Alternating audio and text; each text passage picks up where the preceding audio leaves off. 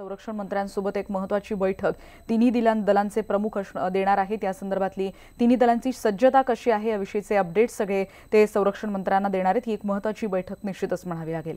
आणि आता बातमी आपण बघणार आहोत, राज्याचा अंतरिम अर्थसंकल्प आज सादर होतोय। आज दुपारी 2 वाजता विधानमंडळाच्या दोन्ही सभागृहात हा अर्थसंकल्प सादर होईल। अर्थमंत्री सुधीर मुनगंटीवार विधानसभेत आणि अर्थ राज्यमंत्री दीपक केसरकर विधान परिषदेत अंतरिम अर्थसंकल्प सादर करतील।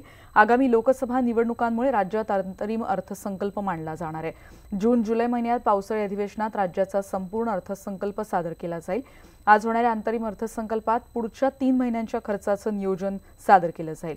दुष्काळासंदर्भातल्या उपाययोजना, शेतकरी कर्जमाफी, आपत्कालीन खर्च यासाठीची तरतूद या अर्थसंकल्पात करावी लागेल। लोकसभा निवडणुकांच्या पार्श्वभूमीवर सादर होत असलेल्या या अंतरिम अर्थसंकल्पात केंद्राप्रमाणे राज्य सरकार लोकप्रिय घोषणांचा पाऊस पाडणार का याकडेही सगळ्यांचं लक्ष असेल।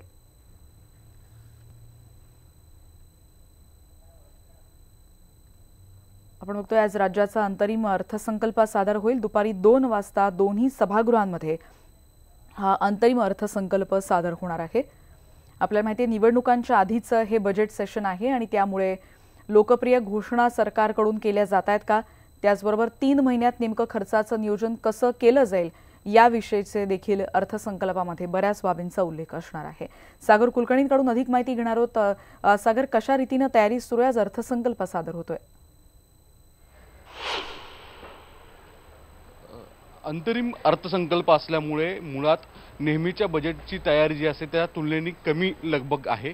कारण की मुळात 3 महिन्याचा कालावधीची राज्य सरकारची आर्थिक तजवीज किंवा त्याचं नियोजन आजच्या अर्थसंकल्पामध्ये असणार आहे। पण एक सगळ्यात महत्त्वाची गोष्ट म्हणजे पुढच्या काही दिवसांमध्ये लोकसभेची आचारसंहिता लागणार आहे। लोकसभेचे रणसंग्राम संपूर्ण देशामध्ये दिसून येणार आहे। अशा परिस्थितीमध्ये राज्याचा आजचा जो अंतरिम अर्थसंकल्प आहे त्याच्यामध्ये कृषी, शेतकरी वर्ग आणि जो मध्यमवर्गीय आहे त्यांना दिलासा देण्याचा प्रयत्न तर असेलच, पण पुढच्या काळामध्ये राज्य सरकारची धोरणं कोणत्या दिशेने जात आहेत हे सांगण्याचा प्रयत्न आज वित्तमंत्री करतील असं म्हटलं जातं। विशेष म्हणजे राज्यामध्ये जी दुष्काळाची परिस्थिती आहे त्या अनुषंगाने काही महत्त्वाच्या तजवीज आजच्या अर्थसंकल्पामध्ये केले जातील। काल पुरवणी मागण्या देखील त्याच अनुषंगाने करण्यात आलेल्या आहेत आणि महत्त्वाचे जे खर्च असतात त्याचा ताळेबंदपणा करणं हा महत्त्वाचा भाग आहे। त्याचप्रमाणे सगळ्यात महत्त्वाची गोष्ट म्हणजे राज्यामध्ये जे लोकांच्या संवेदनशीलतेचा भाग जो आहे, संवेदन भावना आहेत सगळ्यात जास्त, म्हणजे स्मारक, छत्रपती शिवाजी महाराजांचं स्मारक असेल, दुसऱ्या बाजूला डॉक्टर बाबासाहेब आंबेडकरांचं स्मारक असेल, या स्मारकांसाठी आर्थिक तजवीज करण्याची भूमिका मांडणं आणि संबंधित जे काही लोक आहेत त्यांना आपली आपुलकी अधिक वाढवण्याचं काम राज्य सरकार करेल असं म्हटलं जातं।